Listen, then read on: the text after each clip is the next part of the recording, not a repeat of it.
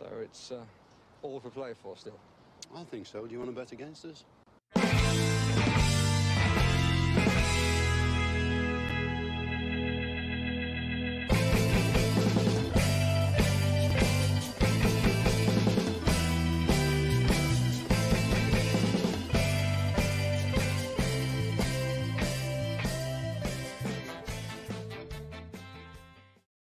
Hello, everybody, and welcome to For the Love of Paul McGrath podcast. And do you know what? I'm absolutely delighted today because today is something a small bit different. Today, we're going to take a look at the academy.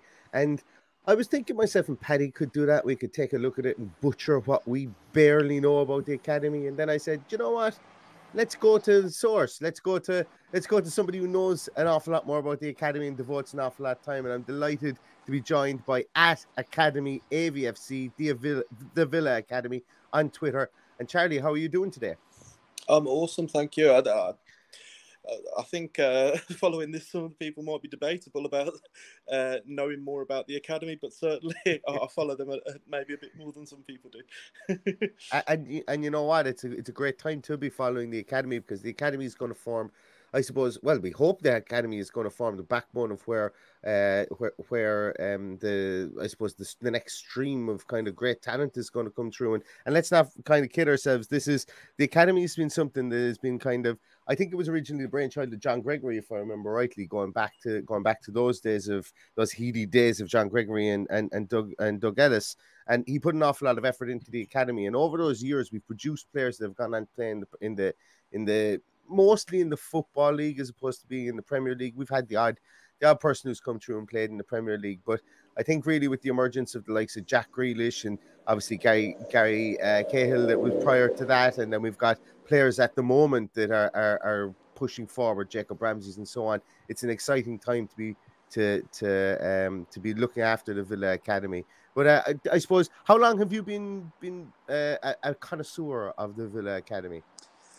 Well, I'm sort of mid-20s at the moment, so my experience sort of growing up was always sort of having an interest in what used to be the reserves, and obviously growing up there was the Next Gen series, which obviously was quite popular with Villa fans because of the coverage that it got, and obviously winning it made a big difference. But I think, I don't know, there's always just been sort of an interest in sort of following the paths of players, and if that's not with Villa, you're sort of watching Soccer Saturday, and you're seeing names pop up, scorers and players in the discussions on the coverage, and you're sort of thinking to yourself, is that the one that used to play for Villa? And so you have a quick Google and you have a look at the squads of the years that they played for Villa, and just little things like that have always sort of stuck with me in my head, and I guess that sort of came to fruition with how popular sort of following the academy has become when I made the account a couple of years ago. And thank God you did, because I don't think I'm going to get into trouble for saying this with anybody, but up until probably last year or the year before, the club kind of more or less forgot that the academy even was a thing. And, it was very difficult to get some concrete details on players coming through on results, and the results might come out days later. And there was a couple of accounts that came up on Twitter and started to focus on that. Excuse me. And I think it was a case whereby the more that the regular Joe on the street or the regular fan could see what was happening in the academy, the more that it snowballed into a great kind of interest for all the fans, and obviously culminating with the FA Cup win. I think that dragged a lot of people with them, and there was some people, and me included, I was waiting for stuff to pop up on Villa TV so that I could watch it almost as much as I was waiting for stuff to pop up on any of my regular streaming sites so that I could watch the senior men's team as well. So it gives a great kind of camaraderie feeling, or a great kind of family feel, when the fans get as interested in the academy as they do in the senior team. Do you feel that? I think that's it. And going back to what you said there, to be honest, I still don't think the club's coverage of the academy is really, really up to scale with the amount of interest in it. Like, granted, streaming the games and the highlights videos and things like that, and the occasional interview are steps in the right direction. But I still think, particularly the under-18s, more so than the under-23s last season. Obviously, that's becoming under-21s. But under-18s play a game on a Saturday, and typically the schedule that I've noticed is a match report goes up on the Monday. And it's just tiny things like that. Like, surely it must be possible for a club of Villa size and with the spending power that they seem to want to be putting into the sort of commercial side of the club, that more can be done. And again, that's one of the reasons that I started it, is so that information is more readily available, sort of as and when it happens, rather than waiting 3 days to find out just literally basic information: who scored the goals against, I don't know, a game against West Ham or something like that. And I just find it a bit ridiculous that we have to wait days for that sort of information. Yeah, and I suppose, you know, I used to often think before, was it something to do with, I don't know, child protection or something like that, whereby it wouldn't be a case where they would highlight kids' names and stuff, because there were times when we had 15-year-olds playing in the under-18s team, and I'm sure that still probably still do exactly. It's going on at the same time. And I could probably understand that for sure, that there may be kind of a child liaison kind of factor to it, that they might have to leave it a couple of days and so on. But you see it with other teams as well. You know, you see that, like, I remember, what was it, last year, United had some, I can't remember his name now, some started 15-year-old who was playing in the under-18s team, and they basically had him plastered everywhere. And even that guy that they have now, I can't pronounce his name, Garnacho, the Argentinian guy, when he was only like 15, 16, they had him plastered everywhere as well. So that kind of blew that theory out of my mind, that it was something to do with maybe the ages of these kids and so on, and they were playing, and there had to be a cooling off period before you could actually dox them, for want of a better word.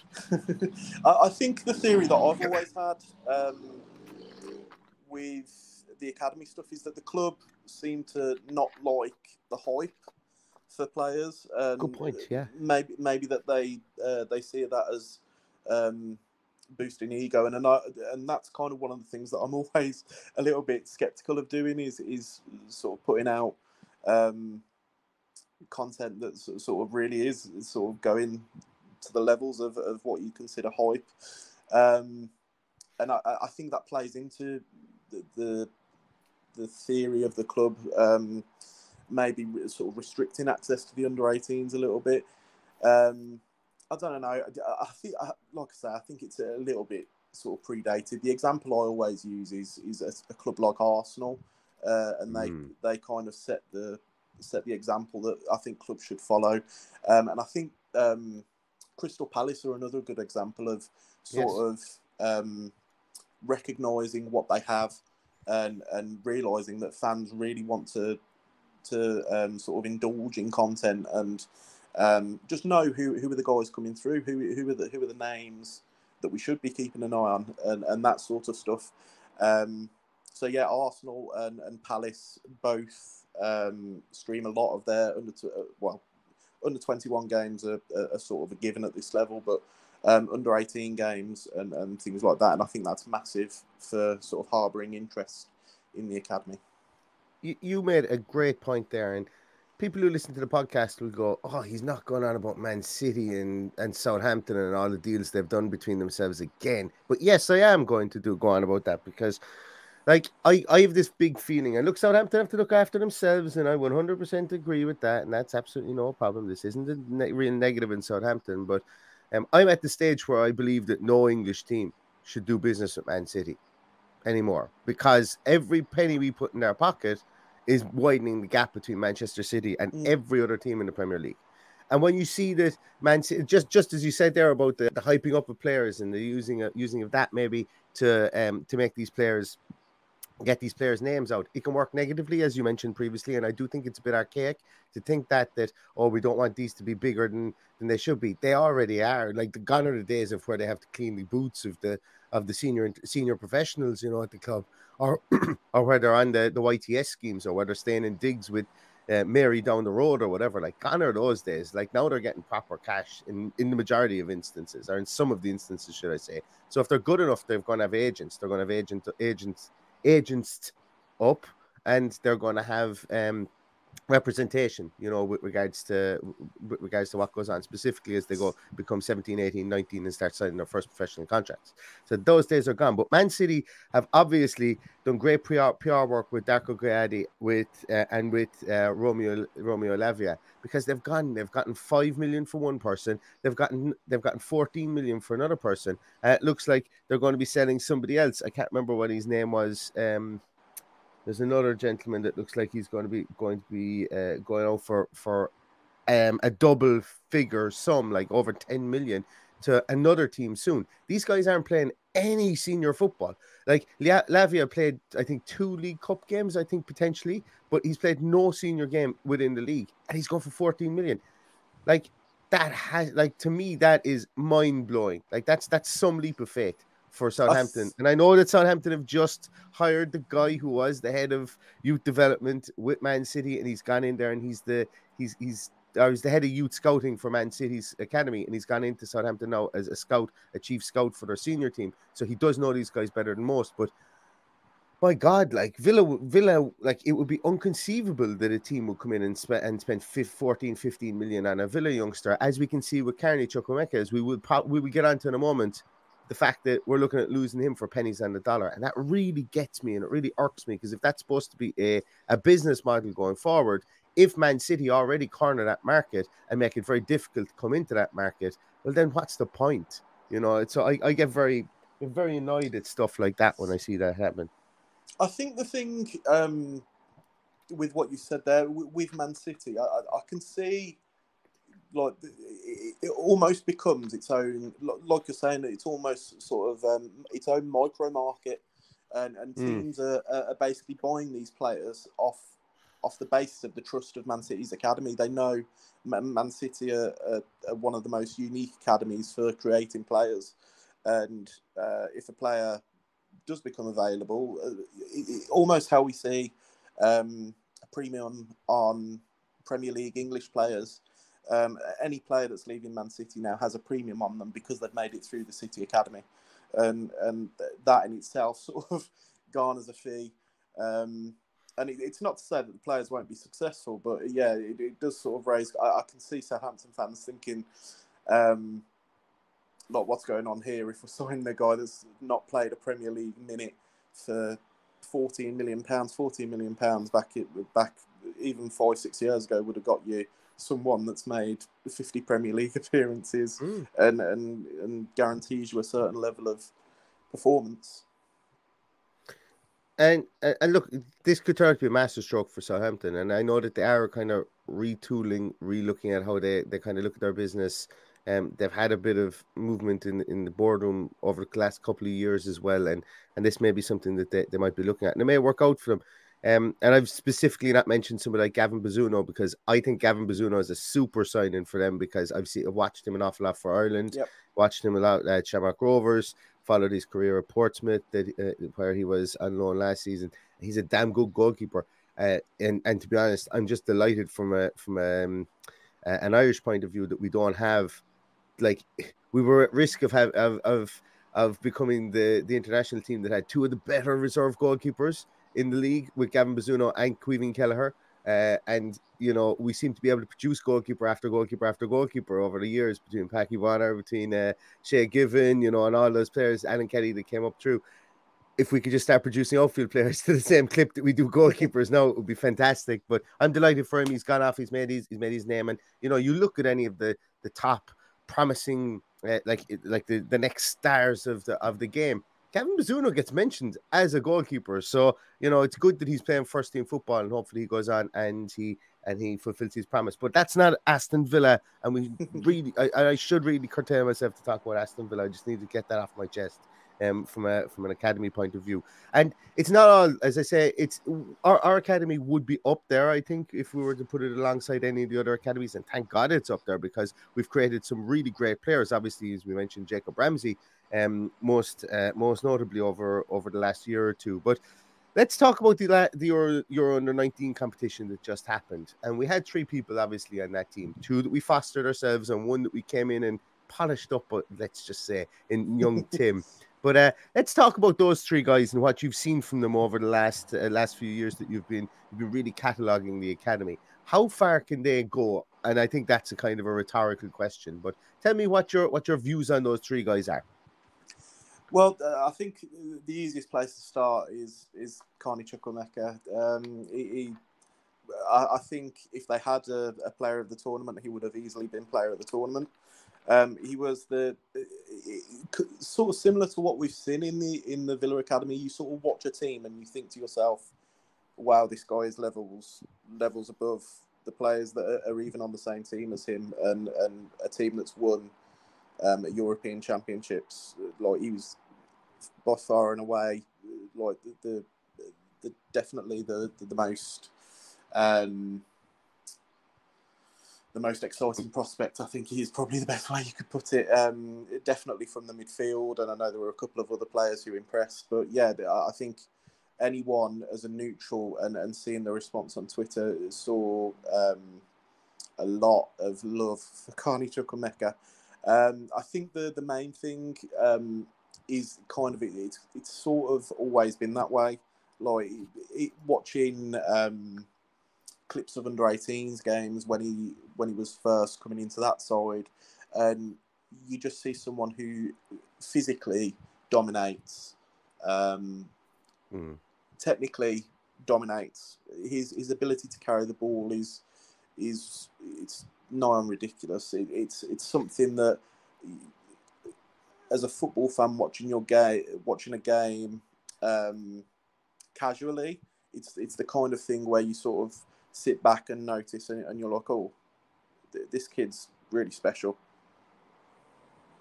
And he is special, and it's something that I think a lot of Villa fans, well, every Villa fan knows, I think, at this stage. Christian Purslow came out and said, "We have the best under-16 player in the country, potentially in Europe." Christian Purslow was ballsy enough to come out and say that at the time, and it kind of sparked an awful lot of ears. And then not long later, Dean Smith had him training with the first team.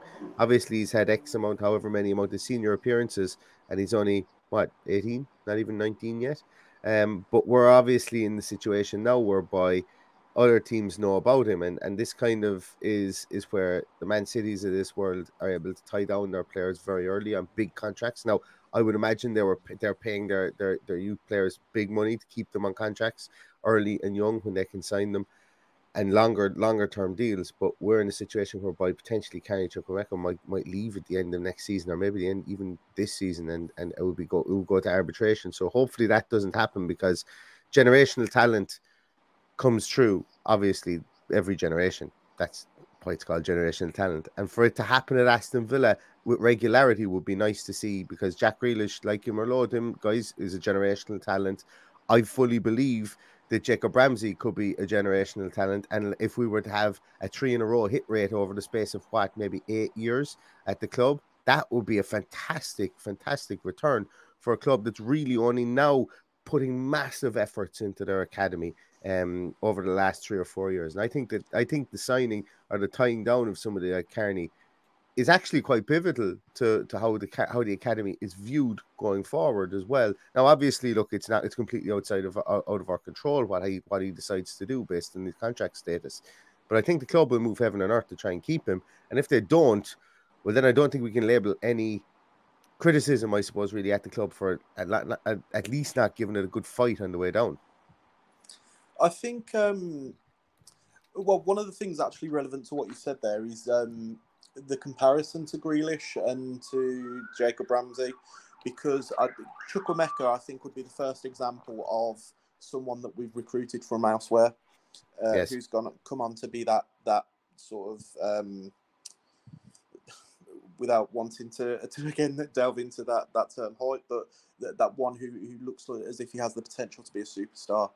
And he came from Southampton, I think, when he was 13, 14. There's a ridiculous picture of an under-15 tournament where you've got Aaron Ramsey, Arden Roike, players that were all involved in the FA Youth Cup win. And Chukwuemeka's there with them. And it's kind of ridiculous to see how that has progressed on, and now we're talking about these same players. Well, it'd be 5-6 years down the line, with real possibility of becoming first team, if not squad members, regulars, and yeah, Carney Chukwuemeka definitely is at the forefront of that. But then with that, I'm really, really excited about Tim Oreilly. I'm thinking about another squad member from the England squad. Tim Oreilly is, I think he's the perfect modern example of what they want a quote-unquote number 6 to be. He's, again, physically dominant, which I think is kind of the baseline for what your sort of casual football fan wants from a number 6. So he's up for those aerial battles, but he's so technically proficient as well. His passing range is insane at times. In his first game as a Villa player, we played Nottingham Forest in Premier League 2, and one of the passes he pulled off to I think it was the pass before the assist, but it was kind of a real sort of a marker laid down of what was to come, and his rise actually through the season shouldn't be missed, because he came in. I think he won Academy Player of the Season at West Brom the year. Yep. Obviously, they got to the FA Youth Cup semi-finals and were beaten by Villa, and that's kind of a sign of our power as probably the dominant club in the West Midlands in terms of the academy. But obviously, the arrival of Mark Harrison sort of accelerated the ability to sort of dominate that market a little bit more. Yeah, I think it's clear to see that the staff at Villa really do rate Oreilly. Like, I don't think you come into a team as a new player. Let's be realistic. At the start of the season, and by January, February, you're already making Premier League squads and making your Premier League debut. Yeah, that is true. Like, and that is like, obviously we're not going to sit here and claim he's one of our own. Well, he is one of our own because he's a Villa fan. There's videos and there's photos of himself and Louis Barry in the whole end as mates, as kids, you know, which I think is absolutely amazing. Now, I wonder, is it actually them? One of them, it looks like both of them, to be honest with you. But I've seen those photos, I've seen those videos of them in the whole end, as kids. So that is nice. So we can call him one of our own. But obviously, you know, a lot of the donkey work in kind of making him the player he was today, or at least bringing him to the caliber of Premier League, was done in the West Brom academy. Even when West Brom were last in the Premier League, there was calls from their fans to play the kids, give him specifically a chance. And he's gotten his chance in the Premier League now against Norwich with Aston Villa, and I was there that day to see him play, and I thought that he acquitted himself really well. And the next year, I think, is going to be superb for him, whether it be out on loan with QPR or with whoever, with Stoke, I think, are interested in him too. And there's a lot of good championship teams that will be interested in him. And it will be interesting to see if he stays around. I think he potentially could stay around if we don't get the reinforcements through the door that we really want. So exciting times for him as well. But I think there's somebody else that asked the third kind of leg on the stool of those three guys that were with the Euro under 19s. And I think he's somebody that could prove to be a real live wire and a real, a real prospect. Obviously, people know who he is. It's Aaron Ramsey. But talk to me a small little bit about him, because, you know, he did have a bit of a job off the bench for the under 19s in this tournament from time to time. But every time he came on, he made his minutes count. I think that's it. I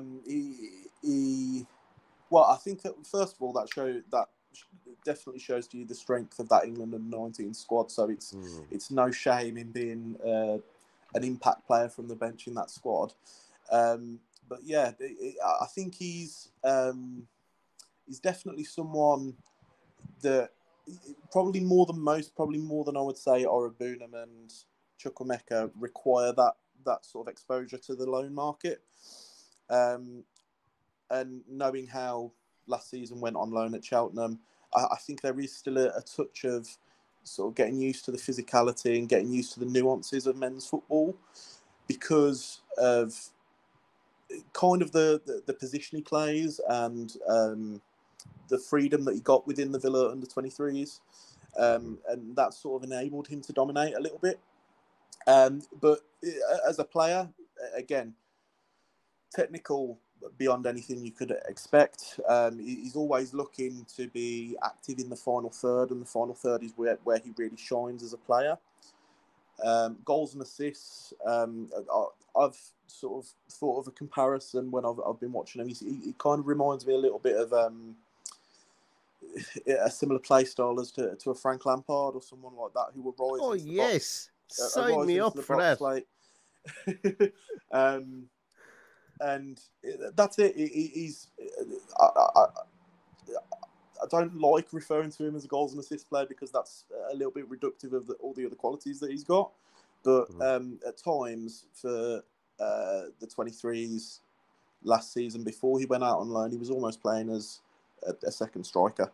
And I think that's probably indicative of some of the maybe the difficulties that he had during that initial loan spell, because I think he's gone from someone who has abundant freedom to basically be the creative force in a Premier League 2 under 23 team to being someone who now has a bit more responsibility in a league team that are fighting for position, fighting for points. And I think a lot of the talk with Aaron Ramsey seems to be around another loan move this season. I wouldn't begrudge that, because I think there's a clear block in progression to the first team at the moment. We're quite stifled in midfield positions. So, I certainly would be looking at... there was some talk of going back to Cheltenham for another loan. And I can't see that being a problem. Again, being with a fan base that sort of understands who he is as a player.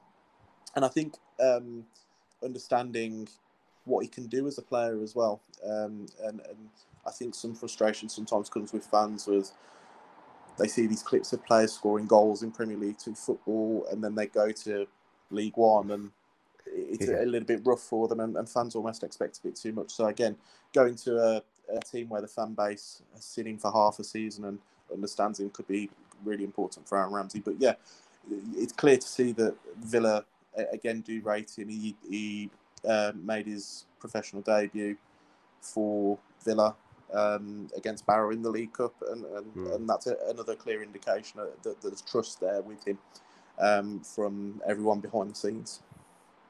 What I love about Aaron Ramsey is, and I love this about Jacob Ramsey as well, there's kind of almost an innocence about how good they are whenever you hear them speak. And what I mean by this is that, like, Jacob Ramsey comes across as a real level-headed guy, feet in the ground, family-orientated. Obviously, having his brothers at Villa with him is probably a big support structure for him as well. But when I listened to a kind of a loan interview they did with Villa, did this kind of loan kind of highlight with Aaron Ramsey, and he was with Cheltenham, he basically spoke about wanting to be Jacob.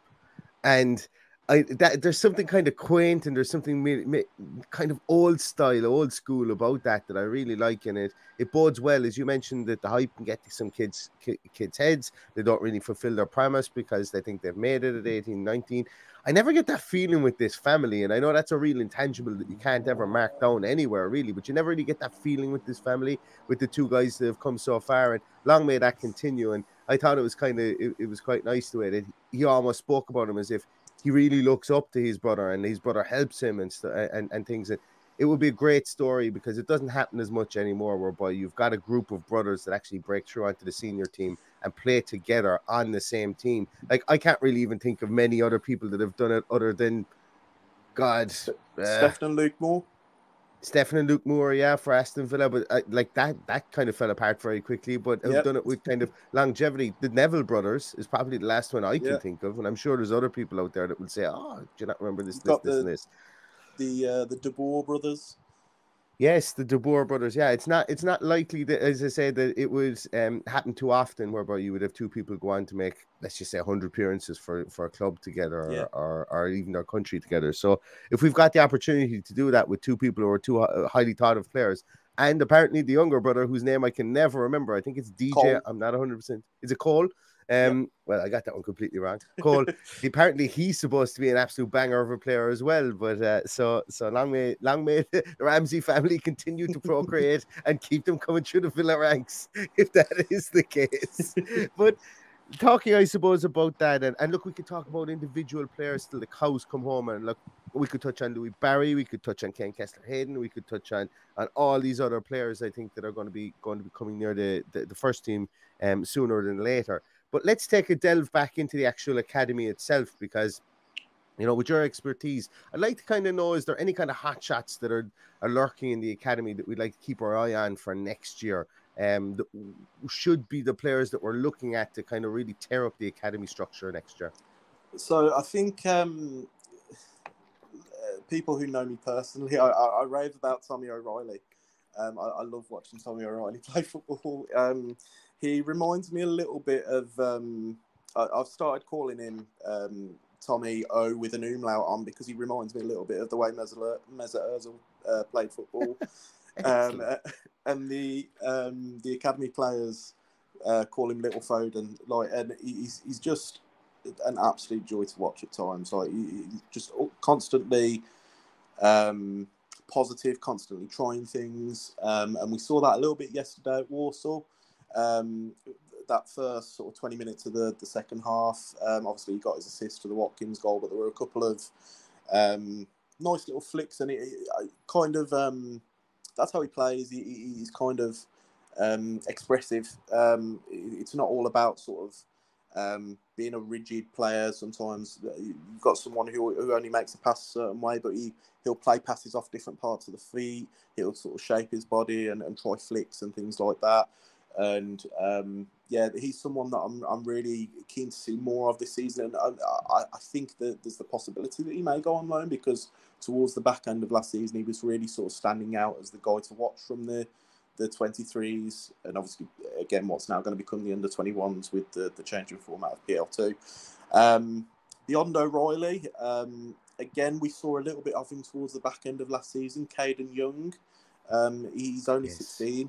And Caden Young, there was one particular match at the end of last season where he scored his first PL2 goal. Just again, really sort of expressive, unafraid to try things. As a 16-year-old going into under 21 football is a really important thing to see for me. But yeah, really tricky, really skillful, direct, and that sort of game against Newcastle, it sort of made me think, I've not seen much of this guy up to now, but yeah, I think this is a guy that clearly does have something to work with. And again, with the inclusion in the under 23s quite a bit last season, I think we'll see him more in that sort of starting role this season. Beyond him, again, I'm sorry, it's easy to get drawn to attacking players, but Yanni Birchall signed from Bournemouth last summer and had a difficult first season. One of the first games that he played for Villa was a 10-0 win against Norwich in the under-18s, and then it sort of tailed off a little bit from there. Under-18s didn't have the best of seasons results-wise. Birchall, I know, was injured for, it might have been 3 or 4 months, so I think this season's a key one for him. And I wonder whether he'll be making the step up to 23s this year, or 21s, I should say, this season, coming in with that sort of calibre of first-team experience with Bournemouth. That's where I'd expect him to be playing this season. But again, there's good numbers of players in those positions, so it's not like we are struggling for players in an attacking sense. And then I think going backwards, another guy that I really enjoy watching at the moment is Jayden Barber. So yes, Jayden I was Barber, going to bring his name up. Yeah, he seems to be really exciting. People seem to think we're going to become right back, the home of new international right backs with Caden Kessler-Hayden and then Jayden Barber coming hot in his heels afterwards. So yeah, Jayden Barber, again, he's kind of the typical modern fullback, and something that I think becomes has become more acute in football at the moment is the understanding that fullbacks really nowadays become almost central midfielders, or they share the same skill set of what we'd attribute to a central midfielder going back. Barber is brilliant. He often plays inverted, and so they were playing a style to match the first team at times, and so he was a real attacking force. And again, to be playing under 21 football, I think he's still 16, max 17, is again just an indication of not only the reputation that he's earned in the academy, but also the trust in the player. And he's definitely someone that I'll be watching more keenly this season because of the reputation that he's earned. Another player that we've heard a small bit about recently, and he seemed that he was called up to potentially be with the first team, training with the first team this off season, is Ruben Shaq. Obviously came in with a huge label coming from Norwich. He'd scored like a bazillion goals, if I remember rightly. Kind of like what Rory Wilson is coming in from Rangers. That Shaq had scored like he was scoring 3, 4, 5 goals a game as a 16-year-old, and he's a big tall guy and so on. Things didn't really work out for him. He had a lot of injuries, if I'm not mistaken, last season. But what's your views on him, or do you know do you know a lot about him? So he's quite. With the way the under-18s work, we don't really get to see much of them. So the little bits that I've watched are mostly the Youth Cup game against Leicester, where he made his comeback from injury. He came on as an impact sub, and the team certainly looked better for his presence on the pitch. Quite a powerful striker, so again, you sort of look at youth football sometimes, and you see these guys that are developing at a quicker rate than perhaps the other players around them, and Shaq Poker, I think, is definitely one of those. So you look at him and you think, right, that's a guy who, given a good couple of years, he's someone that has the attributes to be a serious footballer. The main thing for him now, I think, he's going to be playing time, because even following the games on the apps that I use, even towards the back end of last season, where you sort of think to yourself, right, he's getting over these injuries, it's trying to get some more solid playing time, get some goals. I think in the second last game of last season, he came off with an injury again, and I think this sort of shows how toxic is probably the wrong word, but almost how volatile academy football sometimes can be, because a guy can have all the attributes in the world, but if you can't handle it physically, or your body can't handle it, then it's hard to sort of harbour that career that you want. But yeah, again, he's certainly someone who fans will know the name of because of the reputation that he came in with. It's not quite happened so far, but it wouldn't surprise to see him. I think it'll probably be a step up to the 23s, maybe on the bench. Might be someone who we see go from under 23s bench to under 18 starting on the Friday, Saturday. But yeah, I'd enjoy seeing him just, first of all, nail down some minutes, consistent minutes, and if naturally goals will come from that, because you can tell from watching him he's a goal scorer. Yeah, absolutely. And as I say, if you could have those two legendary 16, 17-year-old goal scorers progress through together in the likes of Rory Wilson and Ruben Shaq, well, then you're saving yourself, quite a lot of money over time if you can develop strikers, as you mentioned there. You try to keep yourself from being drawn towards attacking-minded players, but if you can develop attacking-minded players through your academy, and luckily we have been able to do that in the recent past, that can save you cash further down the line. And now, I'm a big believer in saving ourselves cash in the full-back positions, like Liverpool have done, or Trent Alexander-Arnold. I think Ben Christiane can be that guy, and I think that Ken Kessler-Hayden can be the other guy on the other side. And once again, you know, they make the rooms that we have there, as I say, well, if you've got 2 or 3 left backs, 2 or 3 right backs, and if you don't have to consistently be buying people in to bring them in to play that position, if you can grow your own, well, it cheapens the room itself and allows you to prioritize your money in other areas, because the money pit at Aston Villa, I think, is going to run out very soon.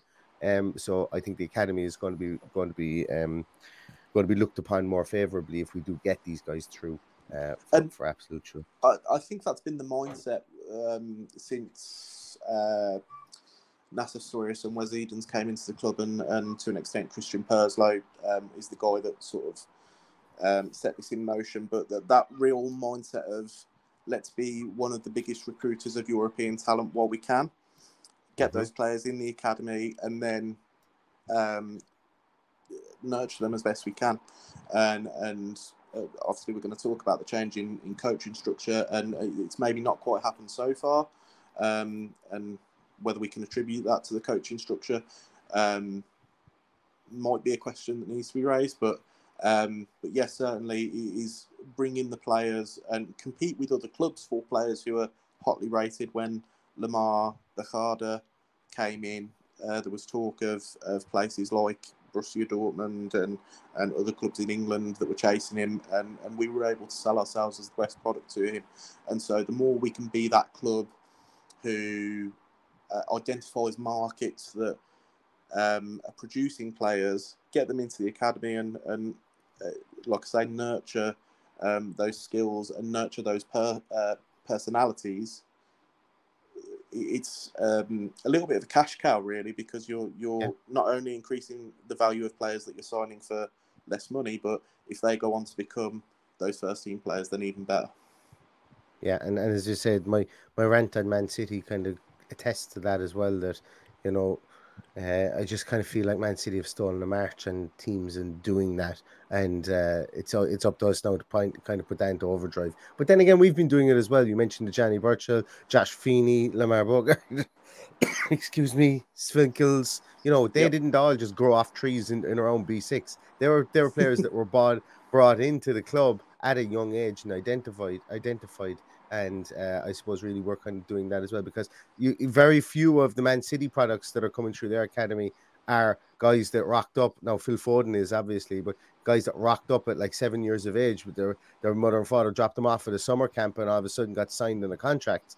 You know, they're guys that have been carefully curated and scouted throughout the likes of Belgium with Lavia, throughout the likes of wherever else, you know, with these players that are coming through. They're scouted, they're brought into the academy at maybe 15, 16 years of age. They're given maybe a two-year crash course, not crash course, but 2-year acclimation to really good, proper training, and then they're being sold on or being hyped up or being moved on for cash and that on the back end then as well before they ever make any appearances. So maybe that's as you say, that could be a cash cow in the future as well. But to do that, you're gonna have to keep winning FA Cups, youth FA Cups. You're gonna have to keep your academy at a Cat 1, which won't be an issue for Aston Villa, obviously.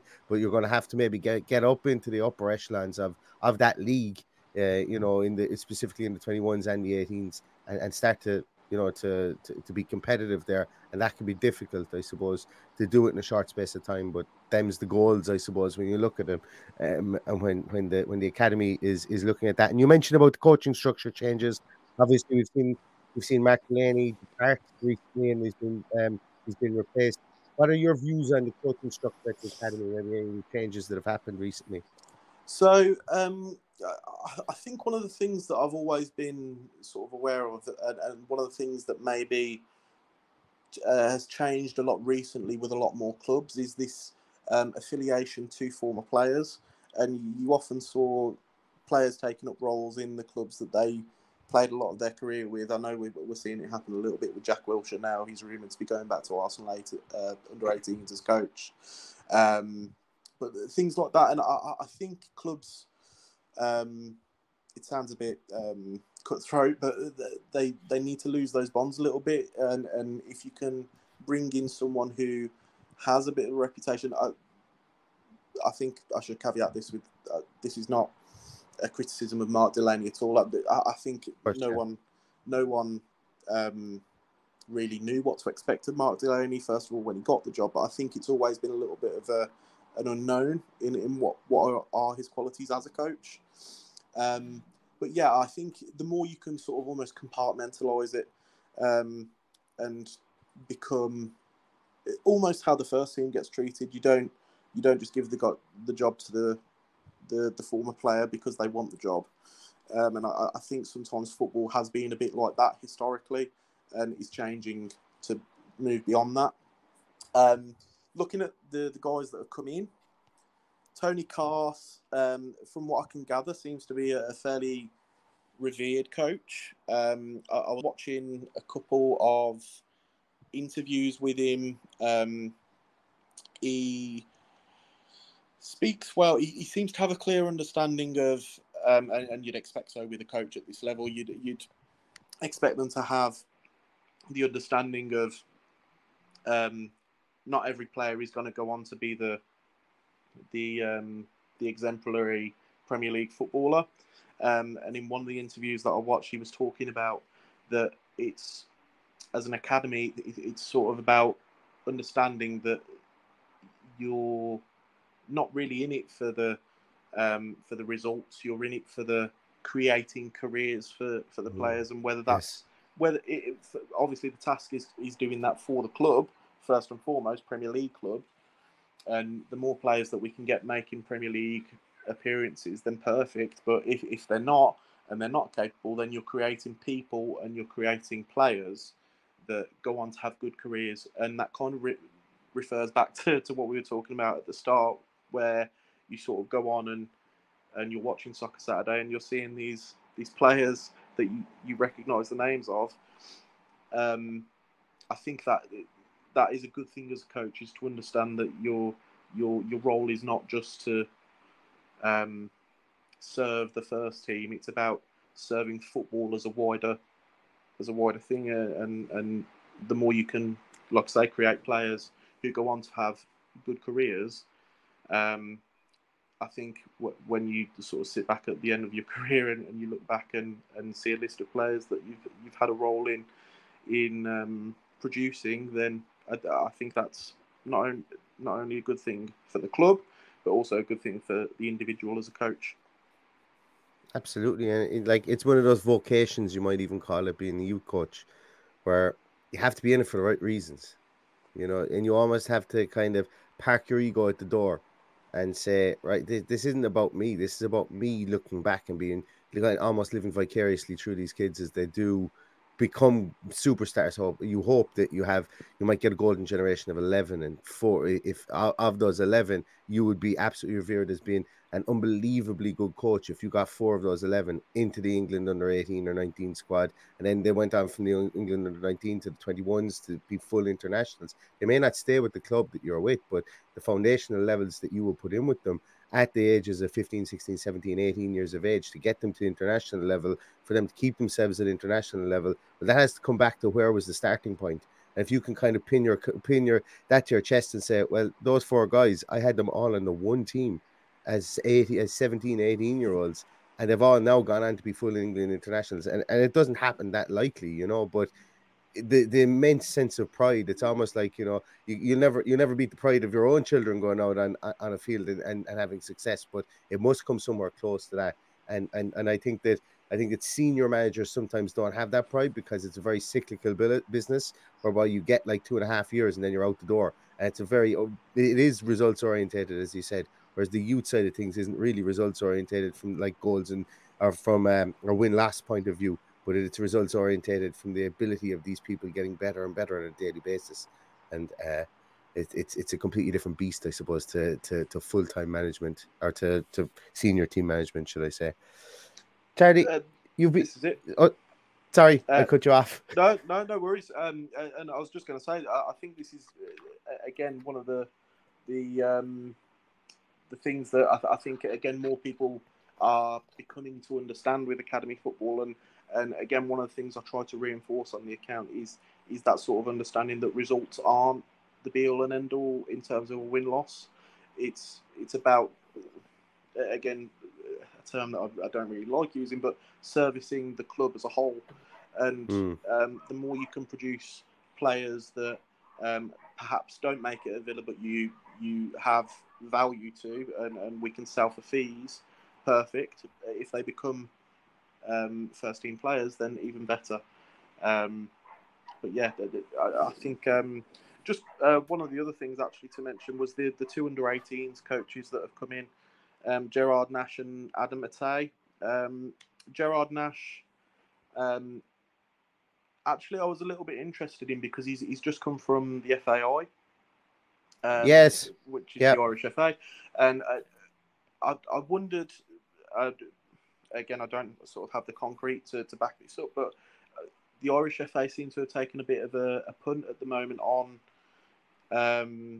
investing in youth talent and getting them to the highest level possible early to increase that exposure. So you mentioned Bazunu earlier. Amabamidele from Norwich, again, someone that they've invested in quite a bit.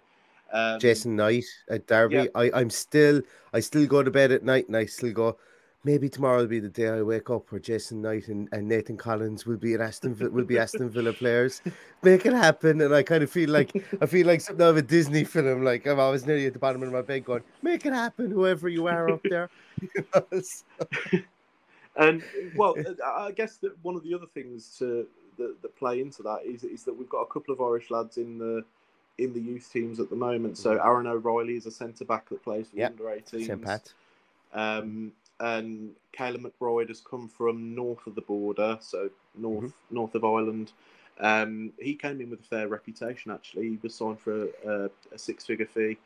It's hilarious to watch him because he's playing under-18s and he's a big, massive beard like Ricky Villa. Yeah, he's a big. He looks so out of place. Like, if you saw him walking down the street, you wouldn't think he was under-18. Like, he's definitely getting into nightclubs. Like, there's no way in the world he's not. Like, and I'd say everybody else is walking up to the nightclub with him to try and get in, kind of a situation. Yeah. And then the other coach, Adam Atay, Gerard Nash and Adam Atay both worked together at Ipswich.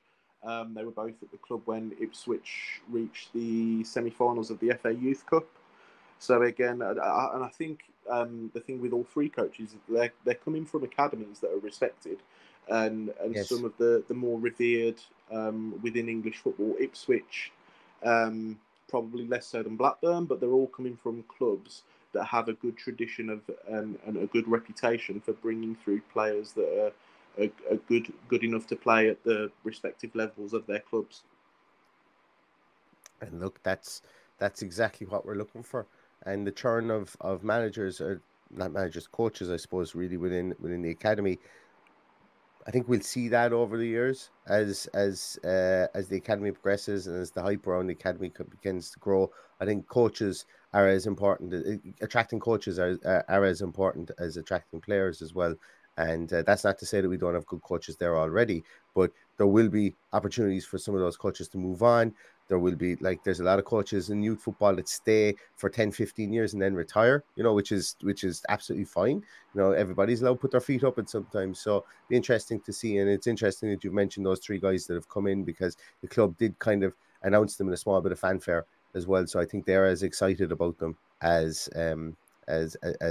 anybody else, coming into the club as well, which is always good to hear. Jardy, thank you so much for your time today. I could literally spend another hour or two. I'm definitely going to be getting you back on if you're willing to do so, because go down so many rabbit holes, isn't it? Oh, absolutely, absolutely. And as I say, we didn't even touch on some of the players that people would have expected us to, as I said, the Louis Barrys, the Ken Kessler-Haydens and so on. But we're going to see plenty of them over the next few weeks, even though I would imagine they're all on the plane to Australia, even, I think, as we speak. I think they're going this morning. So it's going to be interesting. But I would be delighted to have you back on in the future to talk about this. Because, as I say, of all the teams that we have, the under-18s, the under-23s, they're a more fluid situation and things change a lot quicker there. So there's a lot more information needed as new players break onto the scene. And, even last season, I think midway during the season, we signed Declan Firth. All of a sudden, bang, bang, 2 goals in his first game. And you're like, wait a minute, where did this guy come from? And then you're feverishly Googling going, how did Chelsea let this guy go? And it's it's a case of it gets exciting very, very quickly. So we'll definitely, if you're up for it, we'll have you back on the podcast as many times as we need to over the course of the year. If you aren't already following the Villa Academy at Academy AVFC on Twitter, please do so. If you're not following them, you're doing Academy Twitter all wrong, because that's where you need to go to find get your daily fix or your weekly fix of Academy stuff. So do go check him out, find him, and revel in the greatness that is the reporting of the Academy structure. That's going to do it for us today, guys. Thank you so much once again for your time today, Charlie. I really appreciate it. Thank you so much, everybody, for listening. If you could maybe share this around, it would be nice to get a little bit of an Academy buzz going. But as I say, if you just want to listen to it for yourself, that's okay too. We will be back again over the course of the next week. We've got tons more content coming up. Provided I still continue to feel as good as I do right now, we will be lashing out the content over the next few days as we get ready for the matches in Australia. And I'm getting really excited about the season, not only just from a senior point of view, but after talking to Charlie, from an Academy point of view. So everybody stay safe, stay healthy. Thanks once again to you, Charlie. And all that's left to say is up the Villa.